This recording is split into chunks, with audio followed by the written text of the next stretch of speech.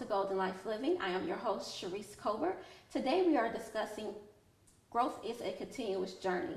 And joining me in this discussion today is my guest, Dana Weeks. How are you today? I'm great. How are you? Welcome. Thank you so much. Let's begin. Tell us about your journey. Awesome. Yes, my journey started in 2003. I had a friend that invited me to a party, and I said, sure, I'll come over. Went to the party and tried the products, and she said she needed one more person. So I was her one more person to sign up.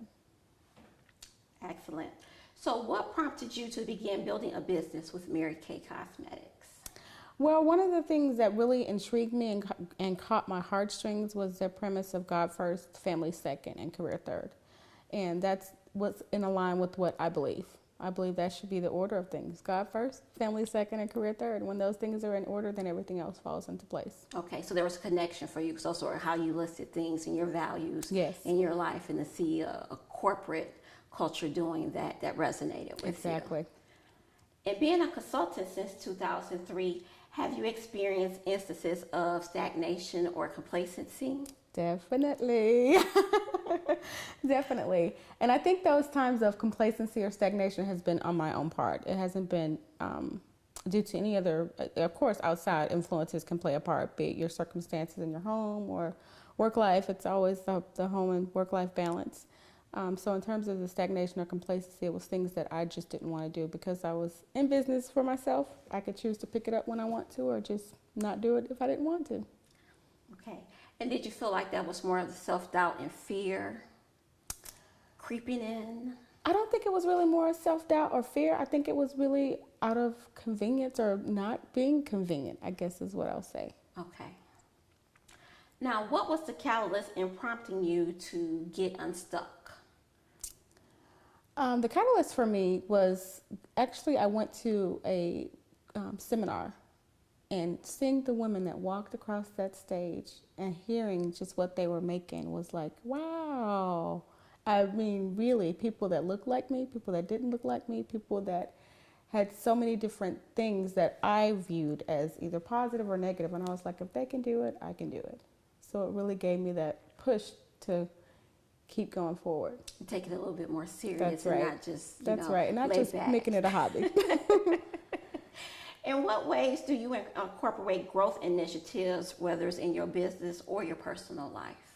I think growth initiatives are very important. You have to have a goal. If you don't have a goal, you're just kind of aimlessly shooting at anything. And you think you're moving, but you really aren't moving. You're just spinning your wheels.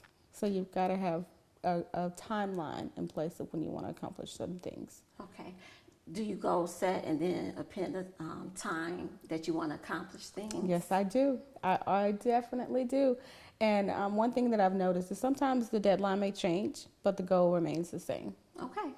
And we definitely can have floating deadlines because we just know what we expect, and sometimes it doesn't come to be, but doesn't mean it's not for us. Right. We just have to work at it a little bit longer. A little bit harder. That's right. Exactly. Now, growth doesn't have to always tie to our career or jobs. Tell us about your ministering to children and how that factors into your growth. What a growth. What a growth. Kids are very transparent. Kids will call it like they see it. And so you've really got to be on your toes in terms of ministering to the kids because what they see, they speak. And in terms of ministering to them, you've got to stay alert. You've got to stay focused and know what you're saying. So what comes out has to be truth because they know truth. Okay. With that, we're going to take a quick break. We'll be right back. Hello, my name is Charise, host of Golden Life Living. I want to speak to you about my transformational process from being a domestic violence survivor. Part of my process included self-reflection that included taking a deep look within. I had to ask myself some essential questions. One question being, who am I? It seems simple on the surface, but you really have to dig deep and peel back the layers, and that's essentially what I had to do. 2, I had to ask, what were my gifts or talents? I had to re-identify with who I was, because after you peel back the layers, you're no longer living under the expectations of others. You're becoming clear on who you are. Another question I had to ask myself is, what was I allowing, who or what I was allowing to control me? There was instance where I was bitter, and I felt like that was giving power to my perpetrator. And I decided that I wanted to be better, that I am a nurturer, I do care, I am loving, and it's not right for someone else to change that. So just want you to know that if you're going through anything, any traumatic experience, we can't deflect, we have to self-reflect. And only when you do that can you begin your healing process.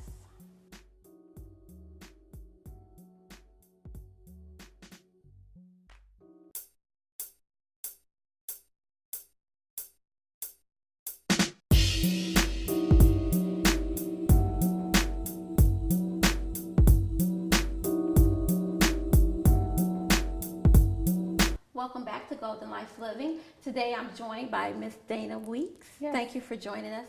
Thank you. So let's talk about in your business, which ways has that pushed you to grow beyond anything you could have conceived previously to launching your own business? There's so many components that I can take from my business and apply to my personal life. Just even the goal setting, for example. In setting goals, one of the things that they encourage you to do is have a 6 most important things to do list. And so I use that in my business, but I also use that in my daily life in terms of what do I want to accomplish tomorrow. So tonight before I go to bed, I'll have my list out and I'll write down what do I need to accomplish tomorrow to move forward in terms of my day.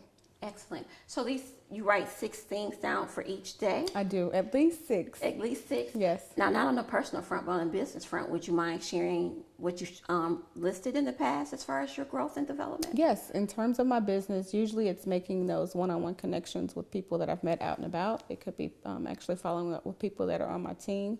It could be going out and generating new leads.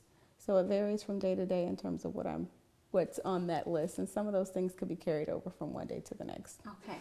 And in your business, because I know you have a team of people. Correct. So what do you do to help them grow and get beyond their fears or trepidations or to embrace new challenges for their growth and development? And that is interesting. I treat each person individually because we are all individuals. And so I try to find out exactly what their goals are and how do they want me to help them in reaching their goals. Because some people are more hands-off. They don't want the help. They feel they can do it themselves.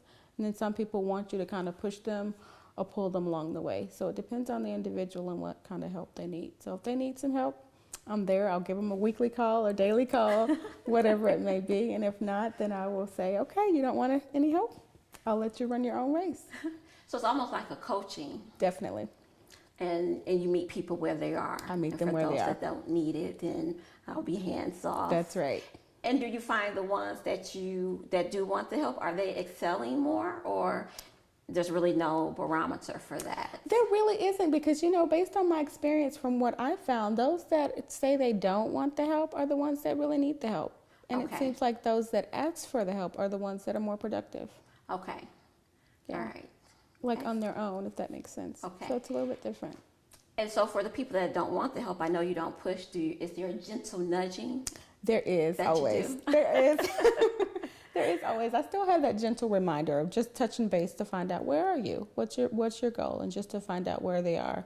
And I do still keep in touch and find out what can I do to help them along the way. Okay. And do you identify with any of that? With that, because at one point you were saying it's like, I have this business, I could work it or not work it. Yes, I do. I have. Everyone has their strengths and weaknesses, and then there's some people on my team that we share the same strengths, and some we share the same weaknesses. I have one person particularly that I can think of. She is afraid of picking up that phone call. She can get the leads, but when it comes to picking up the phone, it's like, really? I'll make your calls for you. Of course, I can't do that. But we do share some strengths in other areas. Okay. So. We're going to take another quick break. We'll be right back. Hello, my name is Charise, host of Golden Life Living. I want to speak to you about my transformational process from being a domestic violence survivor. Part of my process included self-reflection that included taking a deep look within. I had to ask myself some essential questions. One question being, who am I? It seems simple on the surface, but you really have to dig deep and peel back the layers, and that's essentially what I had to do. 2, I had to ask what were my gifts or talents. I had to re-identify with who I was, because after you peel back the layers, You're no longer living under the expectations of others. You're becoming clear on who you are. Another question I had to ask myself is, what was I allowing, who or what I was allowing to control me? There was a instance where I was bitter, and I felt like that was giving power to my perpetrator. And I decided that I wanted to be better, that I am a nurturer, I do care, I am loving, and it's not right for someone else to change that. So just want you to know that if you're going through anything, any traumatic experience, we can't deflect, we have to self-reflect. And only when you do that can you begin your healing process.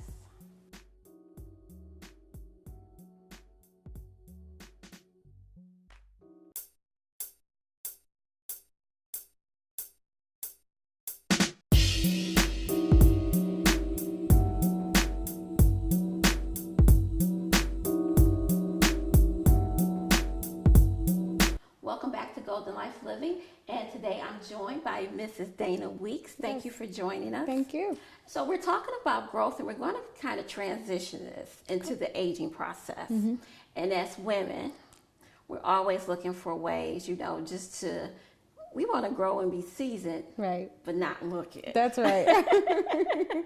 So if you don't mind, share with us the aging process, and we could look at it generational. So let me know your first age category that we're going to take a look at. I'll start with teens. Okay.